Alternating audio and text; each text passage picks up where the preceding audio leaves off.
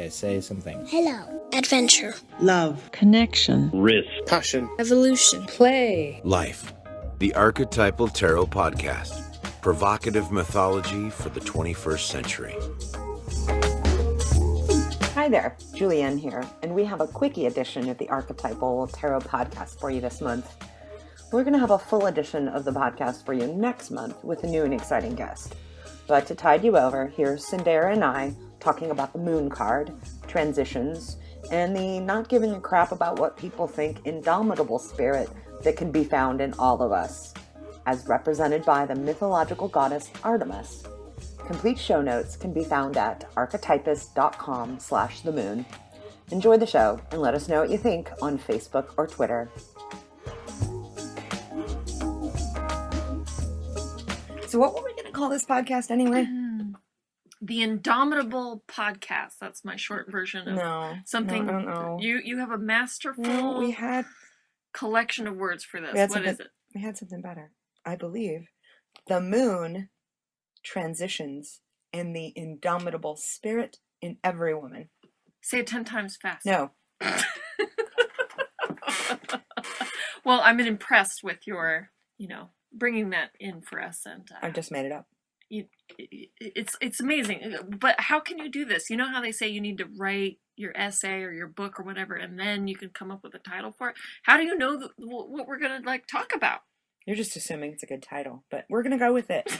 So, yeah, welcome to if you haven't guessed, it's the Archetypal Tarot Podcast. This time, just like the old days, is me, Julianne Javot, with the ever-amazing Wonder Woman shorts wearing Sindera Quackenbush. I am wearing my Wonder Woman shorts. There's a reason for that. Outside of my leggings.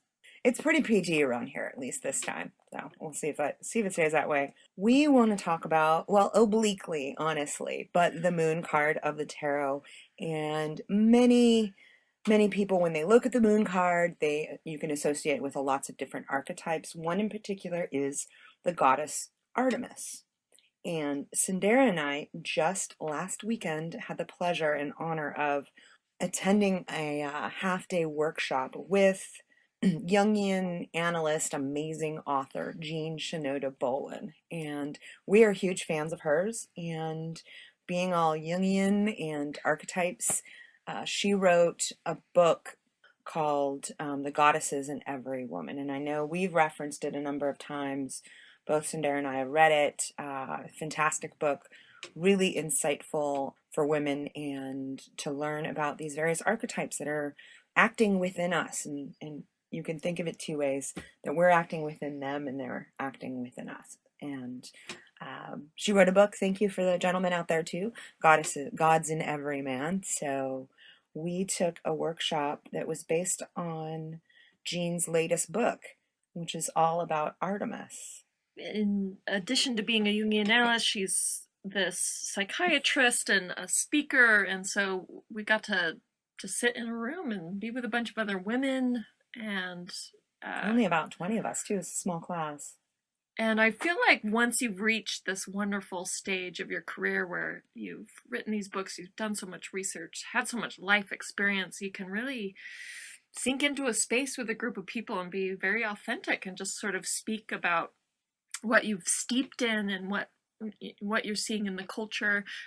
She's recently done a lot of activism around human trafficking, and it was very interesting to hear her perspectives on being in a situation where you can be affected by something traumatic but not identifying with the archetype of the victim. And I know you know a lot about that, Julianne, with your work with archetypes and the victim. And some of the core work that I've done for major archetypes, and it's something I've written actually quite a bit on my website, is about the victim archetype, which we can all work with. And something that Jean brought up that is very, very strong about the archetype of the goddess Artemis, and we're going to get more into that, but a key component of it is the Artemis in us, that indomitable feminine spirit. Part of it is, you might have, been a victim of something, but you don't fall into the victim poor me role where you retell your story of what happened to you as the role of a victim to get sympathy, and that I mean, that being caught in the thrall of the archetype of the victim is something that's really, really difficult to get out of. We all know those people who are pretty kind of stuck in that groove of I'm a victim. You know, you meet someone and the first thing they do is they tell you about what happened to them. They complain about how bad their life is.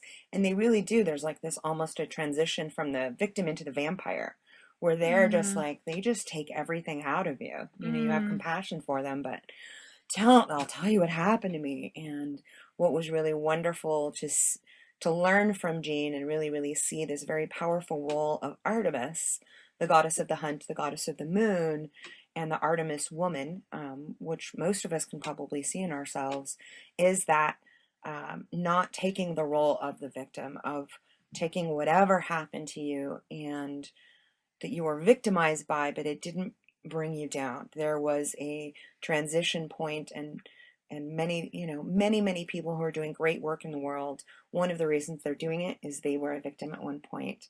So they didn't want that to happen to anybody else. So they rise up from these very difficult things that happen, and they take it as a challenge personally to themselves to really work to prevent that from happening to anyone else. So they're no longer the victim of what happened. And these were some of the women that Jean has been working with, and wasn't it the United Nations that she's been doing this work? And so it was very interesting to hear her speak about that, and also to talk about some different ways of looking at activism, which I had not really thought about before. One of them being that activism could be fun.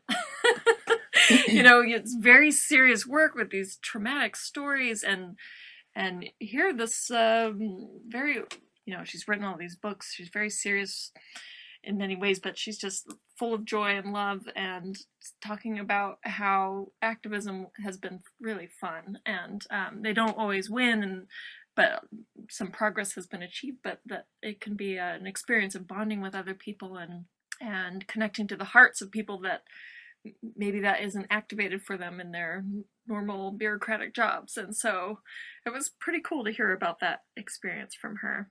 And how that is, so let's roll back a little bit and talk about Artemis, because people might or might not be familiar with her. In Greek mythology, Artemis, and you might be familiar with Diana, who is the Roman version of it.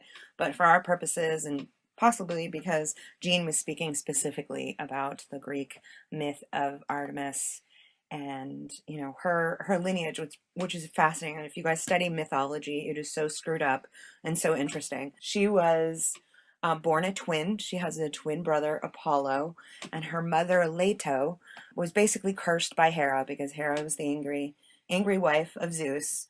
And she's just always messing with people. She never gets mad at Zeus for cheating on her. She gets mad at the person who did the cheating with her husband. Anyway, so Hera not a happy woman, because Zeus kind of tricked Leto, Artemis's mother, into having sex, basically raping her, and horrible things. But this is mythology, people.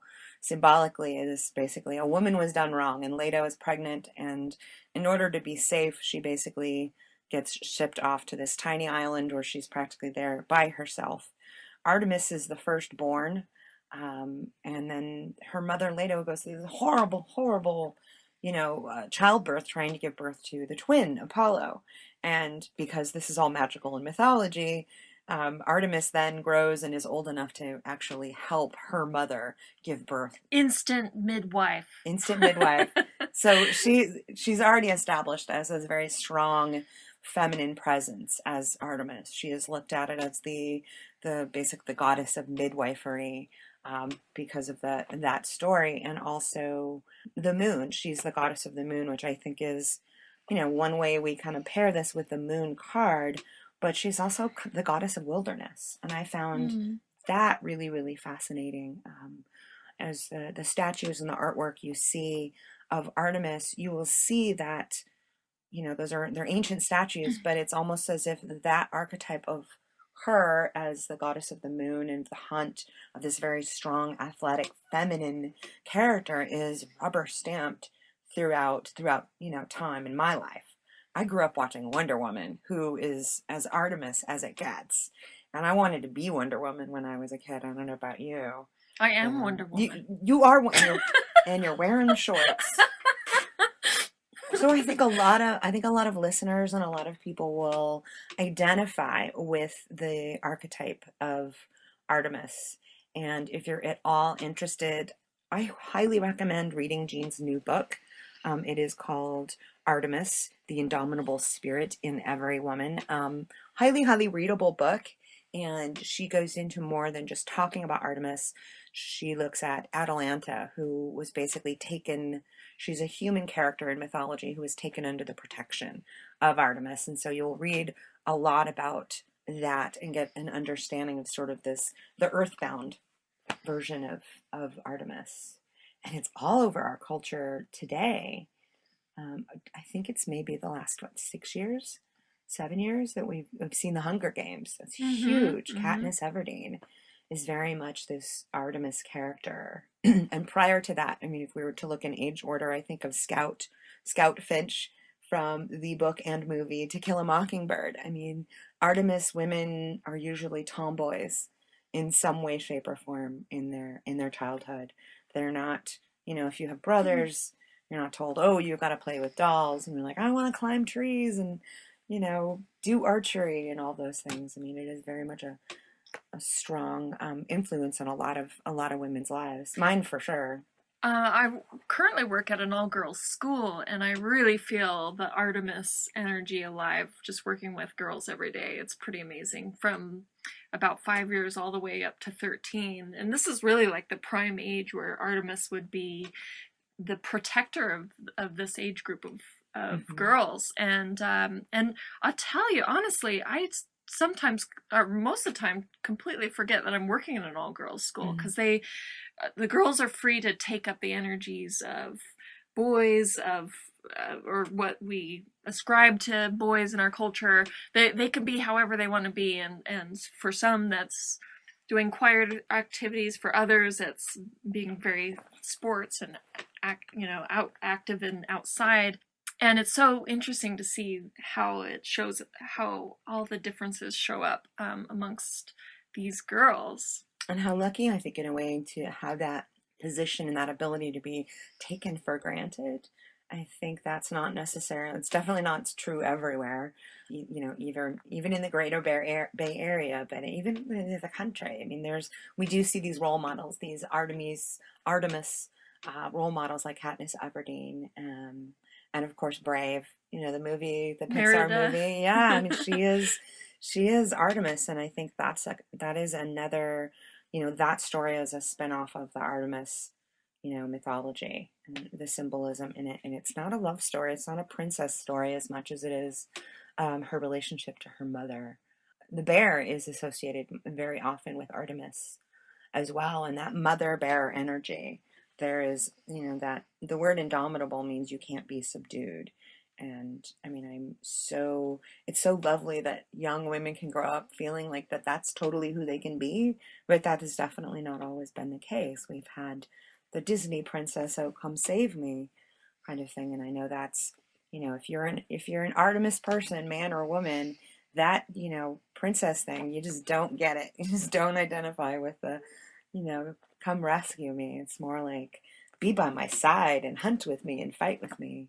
And we see that very strongly with Brave, with the Hunger Games. We hope you're enjoying this episode, and we invite you to become a part of the Archetypal Tarot team by becoming a patron. It's super easy, and there are some awesome rewards for joining.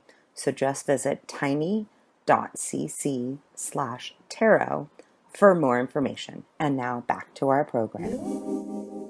Yeah, at the school, we make smoothies every once in a while, and one of the qualities Jean talked about was that Artemis, she knows herself and she knows what she wants, and she knows exactly what to ask for. I think very early on, she asked her father, Zeus, I want a bow made out of silver with arrows, and I want a tunic that doesn't look like Girl clothes. what the girls wear. So I want to wear this other thing. And so she knows exactly what they want and their tools for the work and the way that she wants to be in the world. And so making smoothies with the girls at the school, they're like, I always thought maybe that I'd need to help them figure out what to put in their smoothies, but they are always like, I want 3 strawberries, I want a half a banana, etc.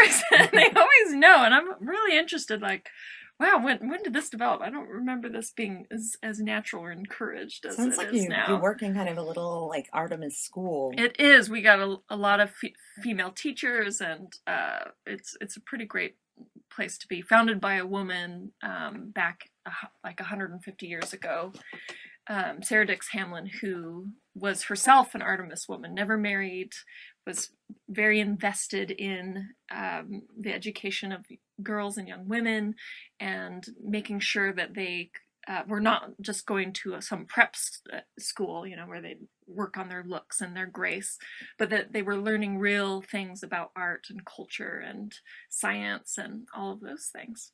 Okay. A peer of Susan B. Anthony, I believe. Ah. Yeah. Those lucky girls. And lucky you. But to kind of bring this back to the moon a little bit.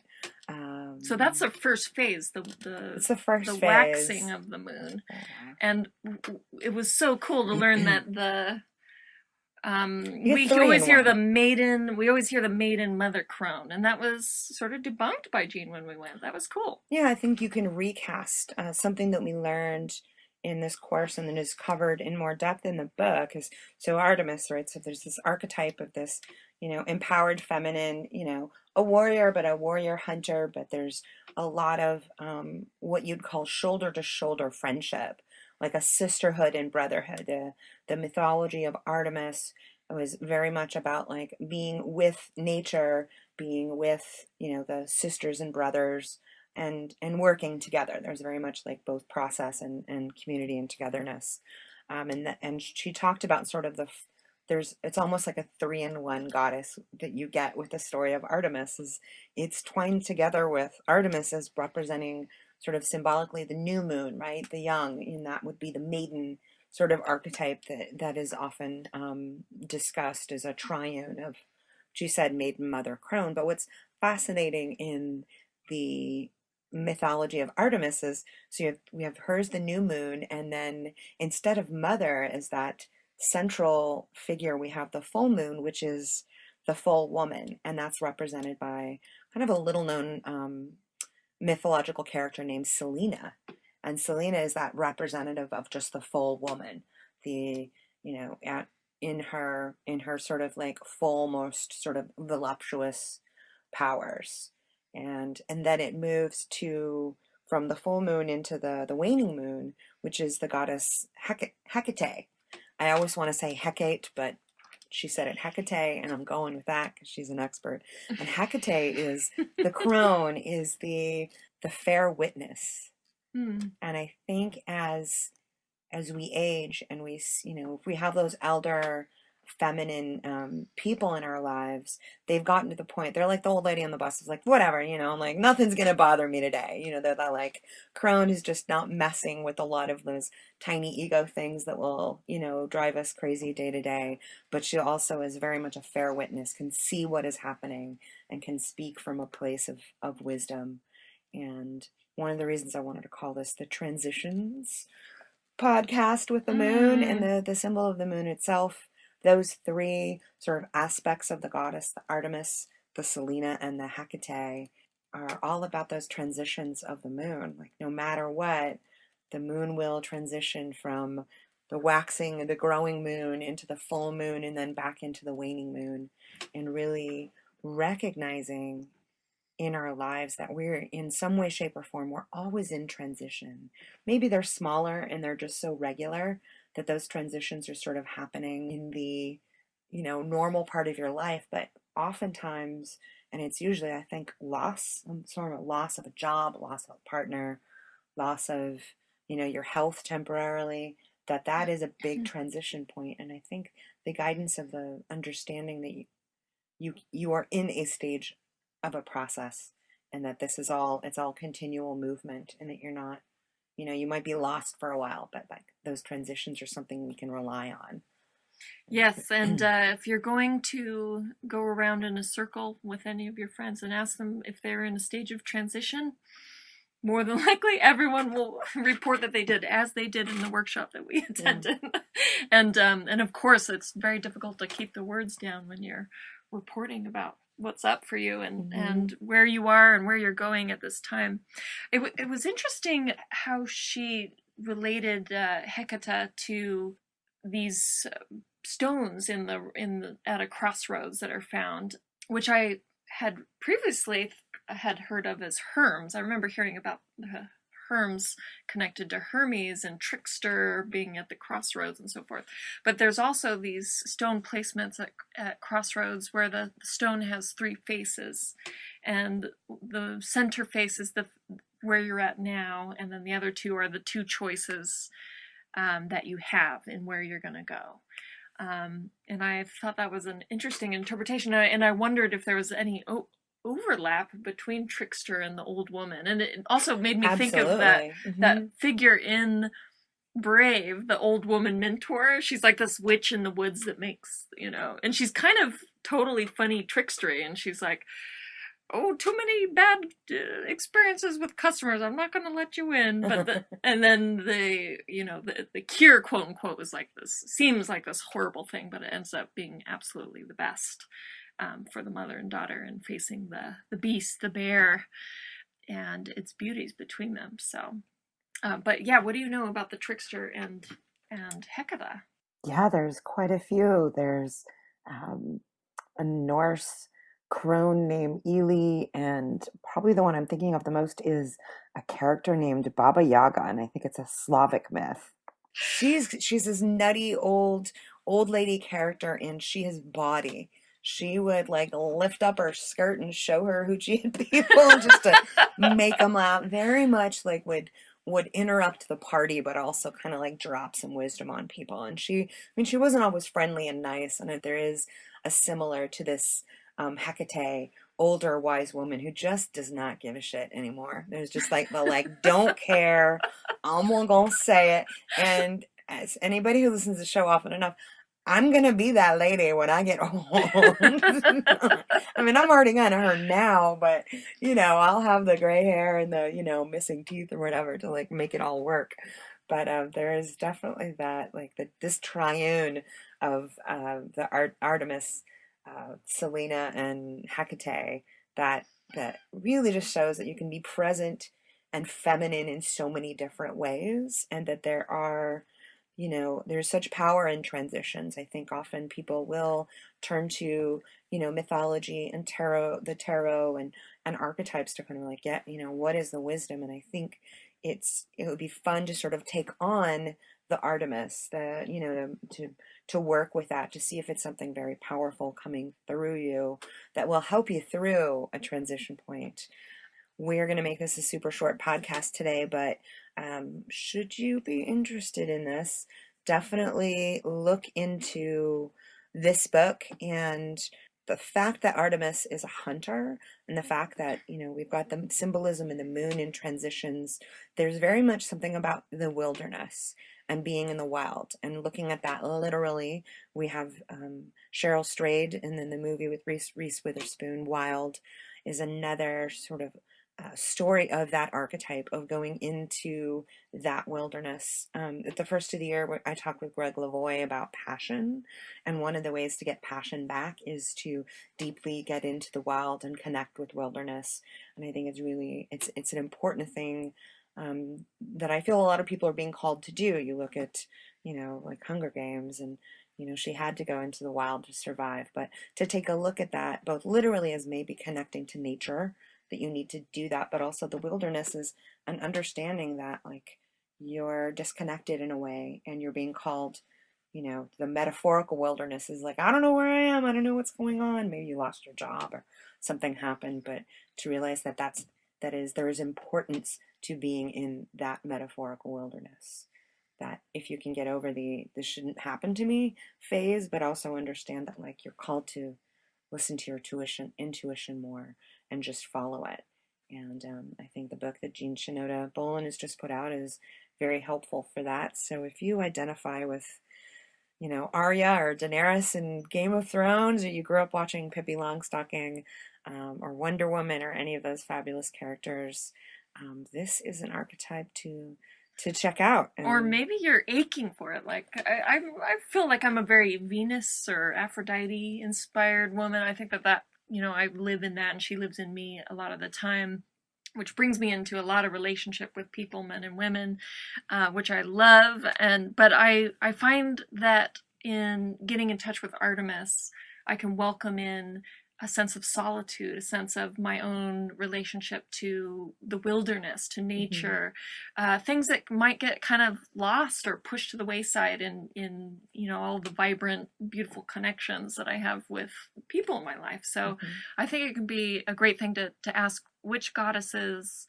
would you also like to, have a place at your table, so to speak? True. And this isn't just because Artemis, again, is a feminine archetype. That doesn't mean that men don't work with this particular pattern in their life.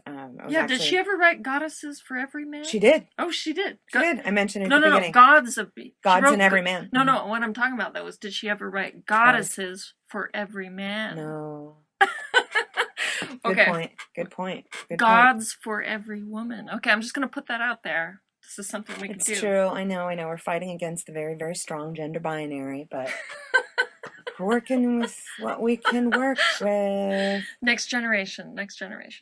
We're working on it. That's all right. So there are a lot more notes and things. I encourage you to go to the show page and check that out. I have a number of articles on the Virgin archetype, which also comes into play, and a link back to our show on the moon. But we are really happy to give you this little short kind of tidbit podcast until the next one. We've got some great guests lined up for the rest of the year. And as ever, follow us on Twitter, Facebook.